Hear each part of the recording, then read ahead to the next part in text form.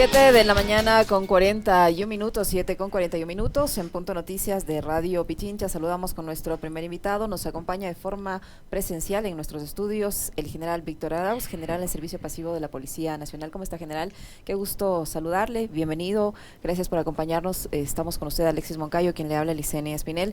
Continúan las dudas, las inconsistencias en cuanto a la información que se conoce respecto al asesinato del candidato presidencial Fernando Villavicencio. El propio general Carrillo en las últimas horas también ha reconocido esos fallos en la seguridad, incluso ha tildado de traidores. No sé si se refiere a quienes ejecutaron el plan operativo, a quienes lo implementaron, no sabemos a quién, pero él ha hecho sus propios cuestionamientos. La Policía Nacional ha salido en defensa y ha pedido a los actores políticos que eviten pronunciarse sobre el tema. ¿Qué le parece a usted esta información que se maneja desde fuentes colombianas, que es lo que se conoce, porque acá no se conoce mucho, y que hablan de un evidente fallo en la seguridad que se le proporcionó al candidato Villavicencio? Buenos días, gracias por la invitación, siempre es un gusto atenderles. Bienvenido. Bueno, usted ha hecho un resumen prácticamente general de qué es lo que ha sucedido y creo que más allá de todos los comentarios que se han emitido, permítame a mí hacer un comentario muy personal, ¿no? Como digo, cada persona es dueña de sus opiniones y responsable de lo que dice. En este caso, las opiniones del candidato asambleísta por la lista 25, mi general Carrillo, es responsable de lo que dice y de sus propias apreciaciones. Pero yo sí quiero empezar diciendo siempre mi respeto a mi institución a la que pertenecí 36 años, pero es muy difícil tratar de tapar el sol con un dedo. Y las negligencias y la irresponsabilidad con la que se manejó la seguridad del ex asambleísta Villavicencio, candidato a la presidencia, definitivamente debe tomárselo con mucha seriedad, porque esa forma tan burda, como digo yo, como se lo expuso durante los últimos 30 segundos de lo que sale del Coliseo hacia el carro y que ya vamos a ir analizando poco a poco, sí amerita definitivamente una investigación muy, muy seria. Porque una persona que tiene el 97% de riesgo en su análisis no tiene explicación la forma como fue expuesta hacia un atentado que terminó con su vida. 97% era inminente que él tarde o temprano iba a ser víctima de un atentado.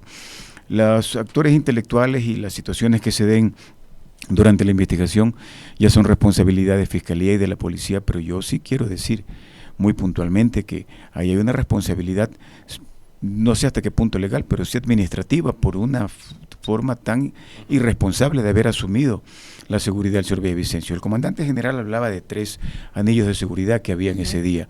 Pues es evidente que no había ninguno.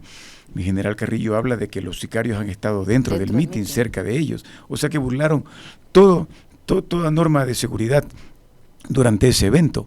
Entonces ahí yo me pregunto dónde estuvo la Dirección General de Inteligencia, el Centro de Inteligencia Estratégico.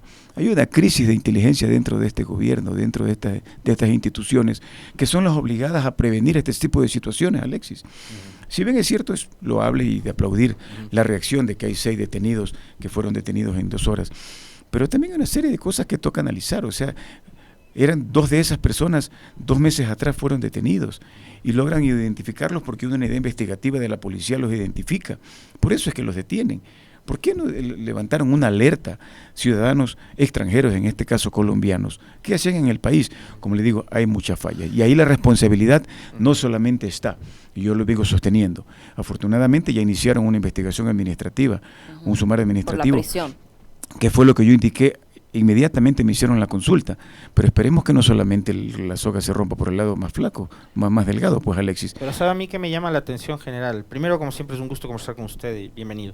A mí sabe que me llama la atención que no se haya llamado para investigaciones también a quienes formaban parte del equipo de seguridad. Es lo que le estoy diciendo. Deberían, ¿no? Inmediatamente, claro, esas personas tenían que haber sido llevados a Fiscalía y tomarles una versión. Pero por algo será que no les llaman. Pero vamos analizando poco a poco. Inmediatamente. Sí, tenía que el ministro Zapata, el teniente coronel Zapata y el comandante general haber dispuesto que se le lleve a Fiscalía al equipo de seguridad inmediata, que es el grupo, el personal más importante, porque son los llamados a evacuar, en este caso, y a proteger con su integridad física, cosa que no sucedió porque los videos hablan por sí solos, la seguridad del candidato Villavicencio. ¿Me explico? Si él va a salir por delante y se va en un carro, todo lo que se ha conversado, porque nos esperó y una serie de interrogantes, el vehículo blindado, si lo van a sacar por la puerta en un vehículo que no genera y que no proporciona las seguridades, por lo menos una seguridad de 360 grados. General, pues, ¿el país alrededor. cuenta o no cuenta con carros blindados? No cuenta. ¿No? ¿Es verdad lo que dijo Carrillo hace un par de días? Es verdad, no cuenta, la policía no cuenta, la institución, el Estado no cuenta, excepto me imagino para vehículos tal vez del presidente, vicepresidente y algunos ministros que a cuenta de título personal le dan ese tipo de seguridad a los vehículos. Pero este candidato tenía un carro blindado facilitado por un empresario. Tengo entendido que un empresario, si eso es público, un empresario le facilitó un vehículo blindado con el que se transportó durante todo el tiempo de la campaña. ¿Por qué justo ahora? Entonces son esas interrogantes. Pero como le digo a Alexis, como le digo a Lesenia, esa investigación no tiene que ir solamente o que se rompa la soga por el lado más delgado.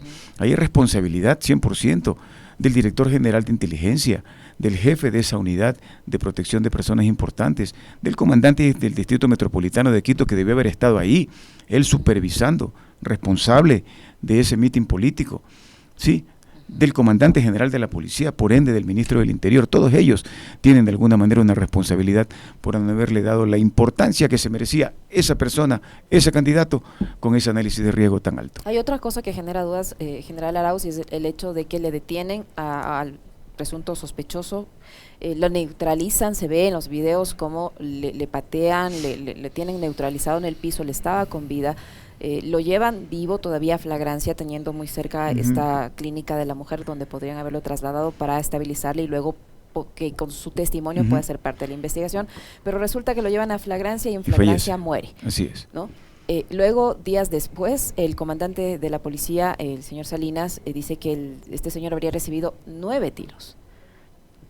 Ahí pues queda la duda porque cuando se lo ve en flagrancia no parece ser una persona que tiene 9 tiros encima y lo que genera preocupación es si tenían que contar con su testimonio para la investigación y poder conocer más a profundidad las responsabilidades en este caso, ¿por qué no lo llevaron a una clínica? O sea, si bien es cierto, en un momento crítico, por más preparación que se tenga, juegan muchos factores, ¿no?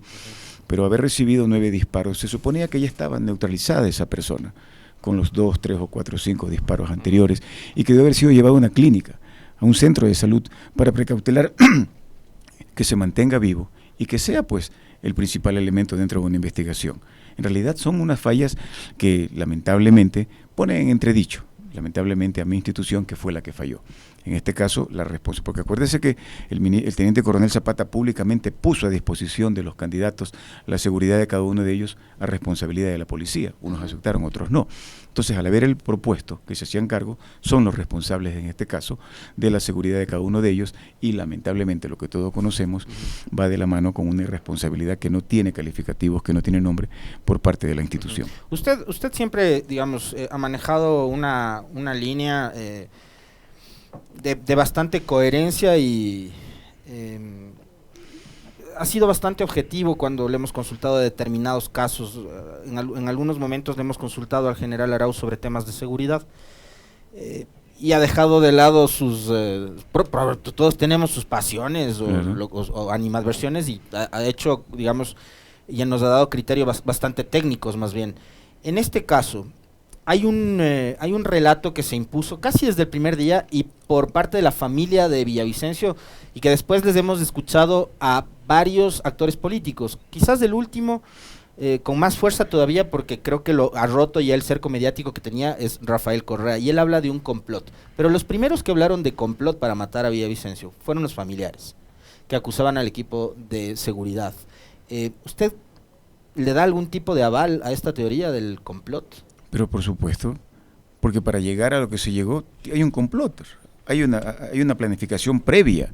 ¿sí? Y para eso deben contar con personas del círculo más cercano. Y un complot tiene que ver justamente, sí, para ejecutar algo que vaya en contra de, o sea, que vaya en contra de la ley, en contra de la integridad, obviamente. Y para que se pueda dar la situación como se dio, definitivamente hubo una planificación, o sea, eso es evidente. Eso es evidente, tomando en cuenta una serie de situaciones que obviamente llaman la atención, ¿no? Por ejemplo, ¿cuáles? Por ejemplo, el hecho de que los sicarios, por declaraciones propias de mi general Carrillo, han estado dentro del mitin, cerca de ellos. O sea, quiere decir en realidad que esto fue, en ese evento, debidamente planificado.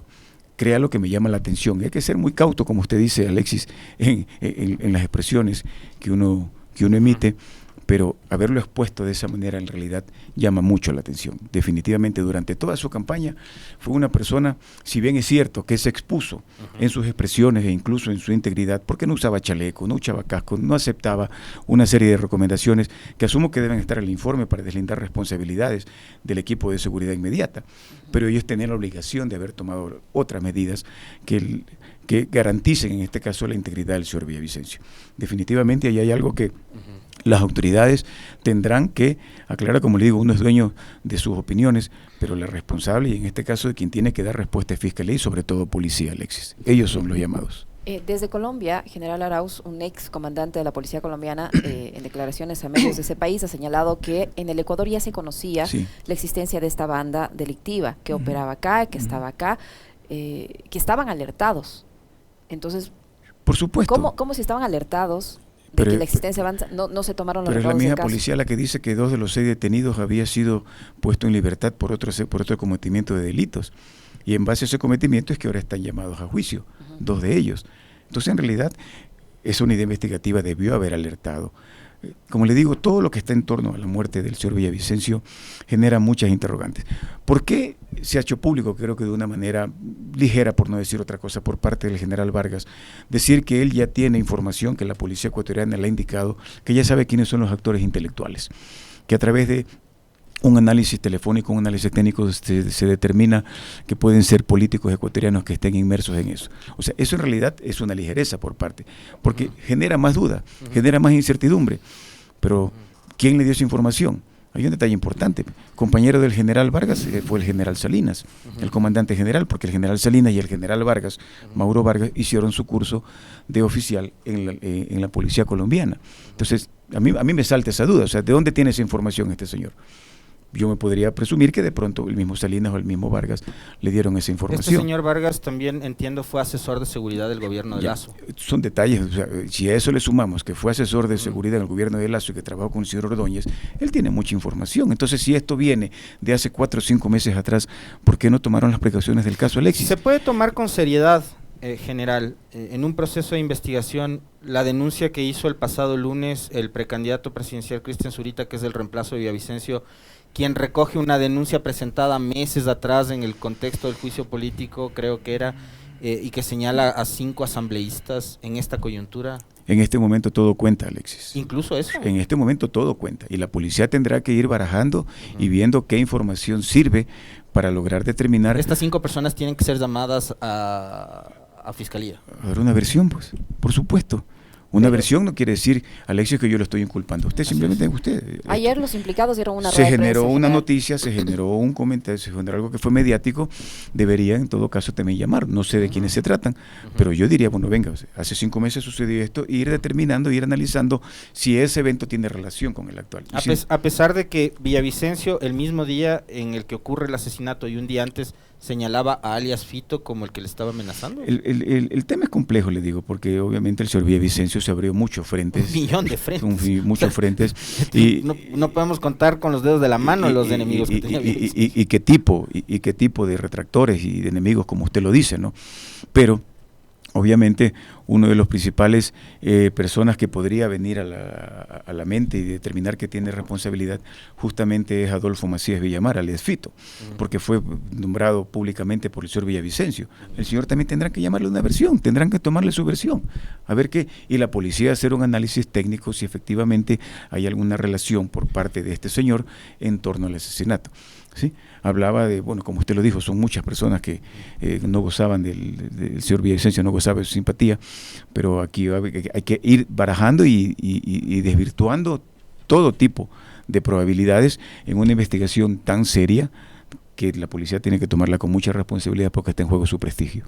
Ayer, general Arauz, los salpicados, en este caso por el señor Zurita, ofrecieron ayer una rueda de prensa los 4 ex legisladores de la Revolución Ciudadana, y paralelamente el ex legislador social cristiano emitió un comunicado en el que deslinda cualquier tipo de responsabilidad, y es más, él dice que él fue públicamente amenazado por el señor Villavicencio, que él también le presentó una denuncia en contra de Villavicencio en abril de este año en el contexto del juicio político, porque Villavicencio le habría presionado para que se excuse, para que no apoye el proceso de interpelación contra el secretario de Seguridad Diego Ordóñez. Ayer Roberto Cuero y los demás ex asambleístas también denunciados por Zurita han deslindado su responsabilidad. Cuero dijo que el señor Villavicencio en su momento no fue a reconocer la firma de esta denuncia, entonces no le da validez a la denuncia porque no se apersonó en seguir con el trámite.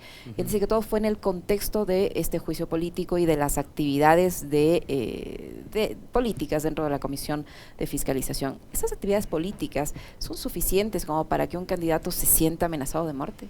Bueno, ya son percepciones ya individuales de cada persona, ¿no? Pero si para en este caso el señor Zurita eso tiene relación con lo que sucedió, por eso le contesté a usted, Alexis, o sea, una declaración libre y voluntaria no afecta absolutamente a nadie y no inculpa absolutamente a nadie. Yo creo que en este caso, si Fiscalía considera, debería llamarles, como le digo, de una declaración libre y voluntaria no afecta ni inculpa ni libera de culpa absolutamente a nadie. Yo creo que en este caso, como le digo, fue tan impactante lo que sucedió que obviamente se generan una serie de situaciones, pero que yo sí, respondiendo, como le dije a usted siempre, Alexio, objetivamente, ya ha pasado una semana. Lo peor que puede pasar es que esto se diluye y quede en el olvido. Por supuesto. Es lo peor que puede pasar, Pero eso va a pasar, le pregunto porque, y quiero pedirle su opinión también con respecto de la presencia del FBI en el Ecuador. ¿Era necesario que vengan, están acá?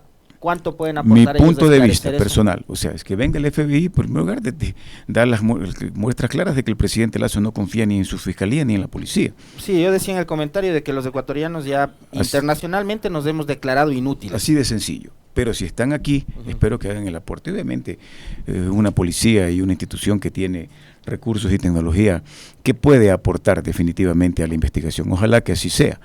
Pero lo que le digo, lo peor que puede pasar, Alexis, es que estamos a 3 días de las elecciones, el interés y la mediatez irá dirigido a otro lado y así se irá diluyendo y eso no puede quedar ahí. Ha habido muchas cosas, vea, el asesinato del alcalde de Manta fue un boom, quedó en nada. Yo me permito decirlo, o sea, yo veo objetivamente las cosas, ¿sí? El señor Villavicencio fue uno de los denunciantes del caso León de Troya, ¿sí? Que fue de la mano también con un medio digital, Aposta. Sí, hay un asesinado de ese caso, el señor Cherres. Del que ya no se habla nada tampoco. 4, de hecho, en ese acontecimiento fueron 4 personas. Hablemos de la persona mediática. Pero la persona hablemos de la involucrada. Hablemos de la persona mediática, sí. Fue la noticia de que estaban detenidos, creo que 2 personas en el asesinato de Cherres. Eso ya generó bastantes interrogantes. Una persona que tenía que haber sido por poco más protegido y cuidado por la policía porque era el principal testigo o que iba a aportar en una investigación de un caso sumamente delicado, falleció, fue asesinado. El señor Boscán públicamente dijo que habían ingresado al país personas extranjeras, no me acuerdo de qué nacionalidad dijo, y que iban a atentar contra su vida. Públicamente lo denunció. El ni corto ni perezoso, tengo entendido, está fuera del país. El señor Villavicencio también fue parte de esas denuncias. O sea, en este caso, como le digo, la policía tiene una gran responsabilidad y tiene que ir barajando todas las posibilidades de dónde vino, en este caso, la orden y el autor intelectual de la muerte del señor Villavicencio. Paralelamente a esto, General Arauz, se produjo el traslado de las FITO supuestamente como consecuencia de este asesinato y la amenaza que él habría hecho al ex candidato presidencial, y eso ha desatado un desorden en las cárceles, en la penitenciaría, con usted ha visto los reos en los techos, con esta caravana de motociclistas, y la respuesta de la Policía Nacional ha sido enviar 400 efectivos a controlar esta caravana, detener a una persona y allanar 3 casas. Alias Fito sigue en La Roca pidiendo esta vez asistencia médica. El gobierno ha dicho que no lo va a regresar a la cárcel regional. Esto demuestra que pese a los intentos y pese a todo lo que nos aseguran de que tienen el control, no controla. No, definitivamente no. Definitivamente no. Yo siempre he sido muy práctico en mis opiniones. Mientras el Estado no tome el control de los centros penitenciarios, todo esto va a ser en realidad, todo esfuerzo que haga la policía, todo el esfuerzo que haga Fuerzas Armadas, todos los estados de excepción van a quedar en la nada. Creo que son 15 estados de excepción que ha determinado este gobierno. 19 me parece que vamos. Imagínense. Y la situación ha ido empeorando, no ha servido para nada. Yo sí creo, y como le digo, Alexis, gracias por decirlo, trato de ser muy objetivo, porque obviamente tengo alguna situación muy personal, de quien no me defendió, de quien no defendió al país, de quien no defendió a la institución con el señor Lazo con esta denuncia del embajador. Pero es evidente definitivamente que este gobierno no ha cumplido con las expectativas, no ha cumplido con lo mínimo necesario que le interesa a usted, Lesenia, a usted, Alexis, que es darnos seguridad y garantizarnos vivir en paz. Y estos productos justamente de que por el traslado de un detenido hay una caravana motorizada de 200 personas donde la policía lo que hizo fue escoltarles. Por favor. Él tiene que haber tomado otra actitud, el comandante general de la policía, dar otra disposición. Y ahí ve mucha información, pues Alex, ¿usted cree que esos 200 personas que estuvieron en esa caravana son personas que no tienen alguna situación demasiado interesante como para poder tener una información que le permita a la policía tener toda la información necesaria justamente para lograr tomar las medidas y las estrategias para tener el control de los centros penitenciarios? Ese es el tema de las cárceles, como le digo, lamentablemente el gobierno ha hecho público algunas intervenciones que creo que son demasiado tardes, Todas esas intervenciones de usted que dice que son demasiado tardes, ¿podrían haberles hecho desde el día 1 en que llegaron a la desde el día 1, por favor, con un gobierno con fuerza recién posesionado, con todo el poder que tenía en su momento, con toda la credibilidad que tenía en ese momento? Lamentablemente todo lo que haga ahora pues quedan, como comúnmente se dice, patadas de ahogado. Hace pocos días, a propósito de este traslado de Fito, veíamos una imagen de terror, y usted bien señalaba, general, estamos a 4 días de las elecciones. Yo ayer en el comentario me refería a qué tan seguros vamos a ir los ecuatorianos a votar, y qué otro tipo de eventos o acontecimientos van a pasar de aquí hasta el domingo. No sé cómo se van a desarrollar las elecciones en Esmeraldas, por ejemplo, en Durán, en ciertos sectores de Guayaquil, acá mismo en Los Ríos, Quito. así es. Yo voto en el Teodoro Anderson, ahí donde a la vuelta fue asesinado Villavicencio. En Los Ríos, usted dice, en Manabí. Esta imagen de 150, 200 motocicletas escoltadas por apenas 10, 20 motos de los policías y apenas un detenido. Las bandas criminales son las que nos tienen a los ecuatorianos ahogados, a un gobierno amenazado, timorato, bastante acobardado. ¿Por qué pasan estas cosas? ¿Cómo es que los delincuentes se dan el lujo de hacer una manifestación para que le trasladen a su líder, por favor, nuevamente a la suite esa en donde tenía todas las comodidades? Usted lo dijo, es producto de lo que ha demostrado lamentablemente este gobierno y que ha permitido que en este caso otras personas sean quienes impongan su criterio y impongan su autoridad. Pero antes funcionaba así. ¿Cómo era en su época? En su época había control de las cárceles. O sea, yo le puedo decir, hablemos, en Quito no hay centro penitenciario, solamente hay la cárcel del Inca. Nunca, le hablo del tiempo que yo estuve en servicio activo. Chillo Gallo, cárcel de mujer. Distrito Metropolitano de Quito. Nunca tuve ese tipo de problemas. Al menos en el Inca hubo un caso de una masacre, y asesinaron al director Santiago Loza, ¿no? En diciembre del año pasado. Pero no fue cuando yo estaba de por comandante. Fue en 2022. Y obviamente nunca tuve ese tipo de problemas. Yo creo que las circunstancias eran distintas, había un control, había una presencia de autoridad, que eso es lo que se debe implantar. ¿En qué año usted deja la policía? En el 2000, fue cesado en agosto del 2021. Ya, en 2021, en enero, ya empiezan a ocurrir las grandes masacres. Sí, ¿Se acuerda? Justo en época de campaña electoral. Yo le pregunto, ¿en qué momento esto se descompuso? ¿Cuál fue, digamos, los detonantes? ¿Qué es lo que hizo mal el gobierno de Moreno, el gobierno de Lazo, para que lleguemos a este estado? Definitivamente no haber puesto, orden y no haber hecho sentir la autoridad del Estado y del gobierno, y que lamentablemente nos tiene en estas circunstancias. Toda la violencia que se ha generado, la mayoría de ella fue dispuesta en este caso de los centros penitenciarios. Toda la inseguridad que se genera viene de mano de eso. Yo alguna vez le pregunté a usted, Lexi, y que se genera justamente por el enfrentamiento entre esas bandas. Yo le preguntaba a usted alguna ocasión, ¿en qué nos afecta a nosotros que entre ellos se eliminen, que entre ellos se maten? La respuesta sería en nada, pero el daño colateral que ha generado, la percepción de inseguridad, esa zozobra, en donde no podamos ir tranquilamente a un lugar público porque no sabemos si el que se sienta al lado es un blanco, en este caso de una organización delictiva, y que producto de un enfrentamiento algunos de nosotros resultemos heridos o lesionados o muertos. Muchas víctimas colaterales que han muerto por ese tema. Respondiendo a su pregunta, la falta de decisión, la falta de autoridad, la falta de presencia y de monopolio de la fuerza que tiene que estar en el Estado, esa falta de esos elementos. No haber invertido, por ejemplo, en seguridad, desmontar todo el aparato que había de seguridad. Obviamente. ¿Qué siente usted ahora, general? Le pregunto esto, usted que Sí. tuvo una trayectoria muy importante en la policía, ver ahora a sus colegas, primero asesinados como pasó con aquel mayor y aquel cabo en San Borondón, asesinados a sangre fría, y como ellos, muchísimos otros policías que han sido asesinados de igual manera.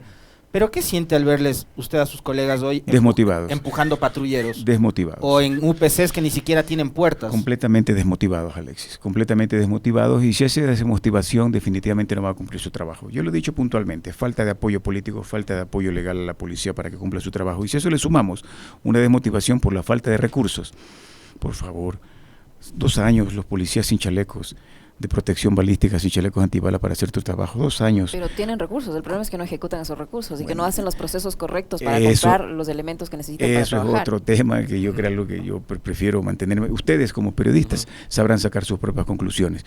O sea que es peor todavía, pues. Una cosa es demagogia, Alexis, una cosa es ofrecer algo y no hacerlo. Otra cosa es ofrecer algo y hacer lo contrario.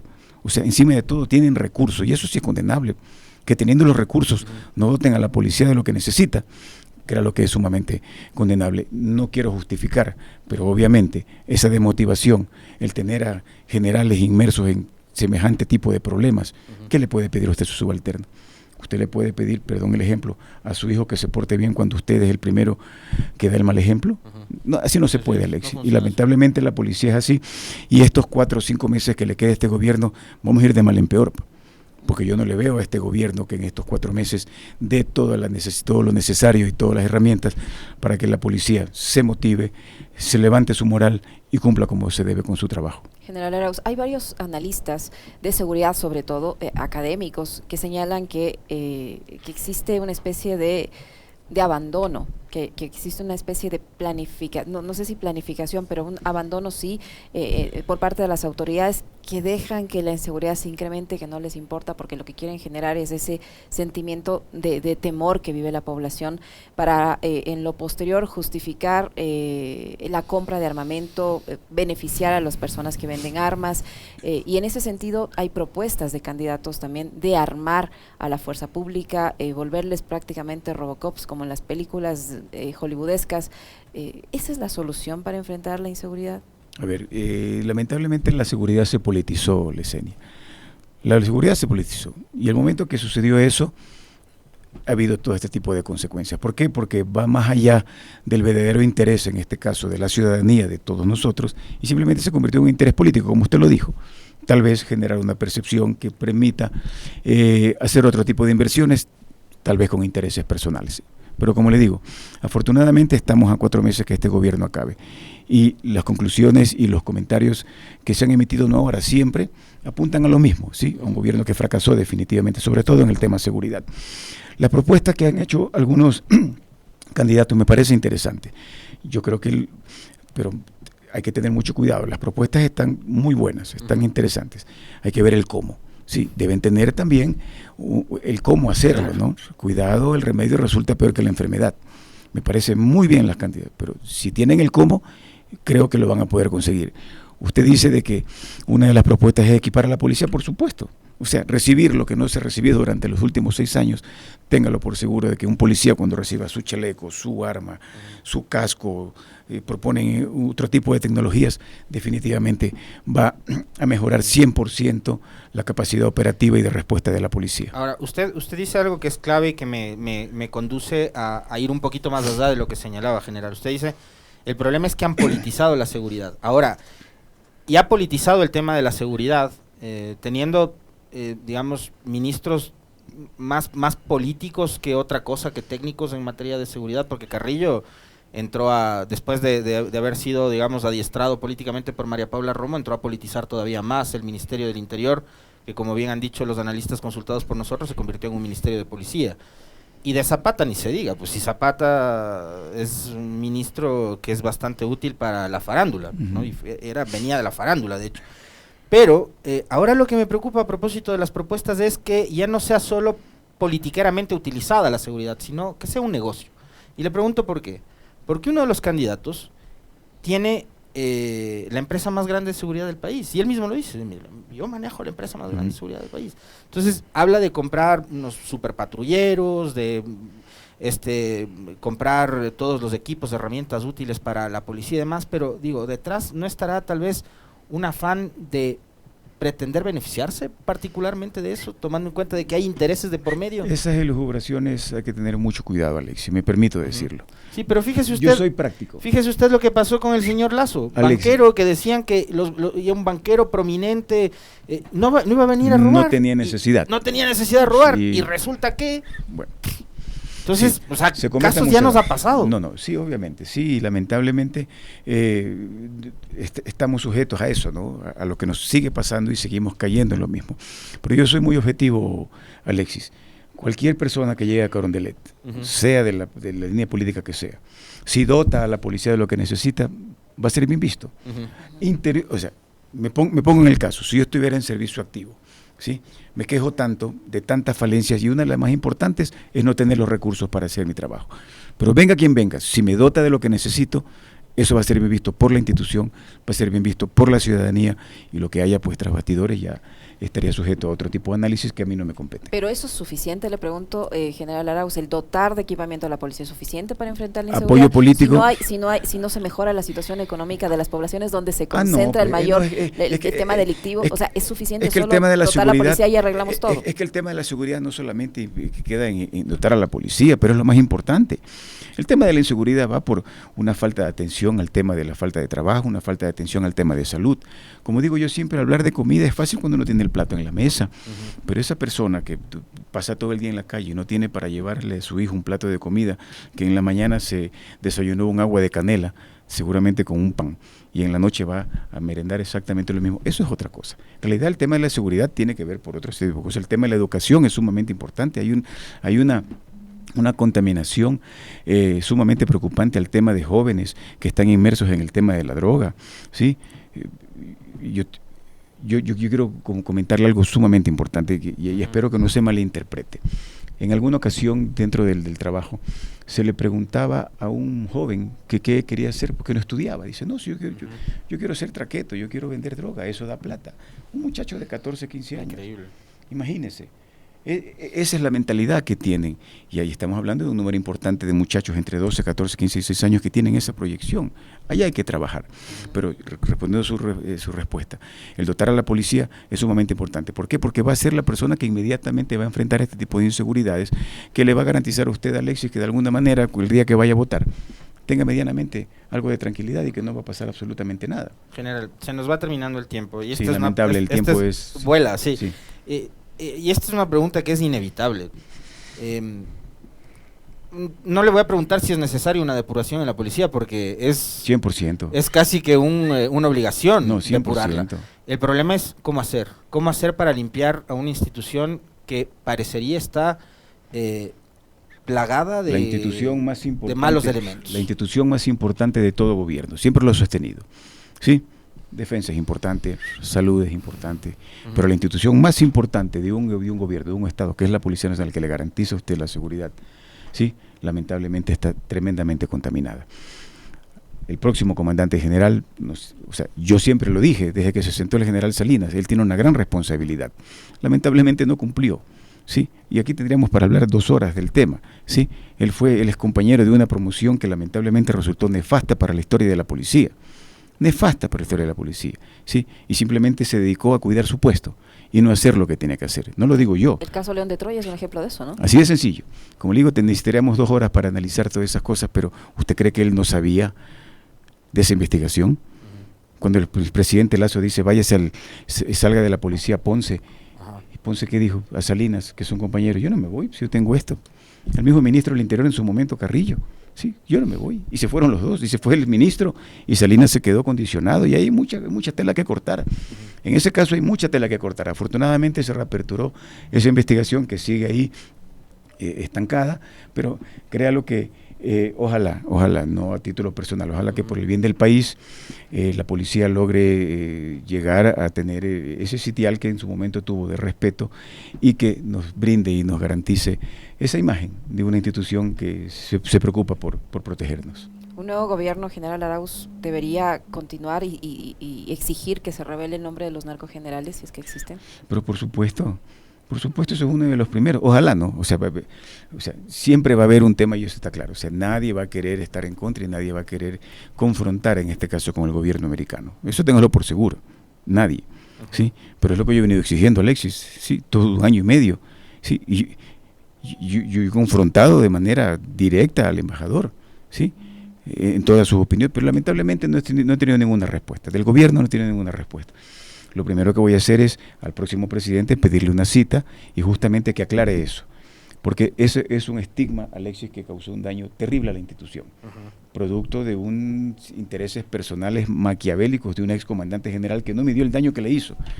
Yo le pregunto a usted, Alexis, ¿quién es la única persona que nos puede quitar ese estigma de narcogenerales? Porque políticamente se habla, dentro de campaña hablan, sí, ahora hay narcogenerales y tanta cosa. La única persona que nos puede quitar ese estigma es el embajador de los Estados Unidos. ¿Cuándo lo va a hacer?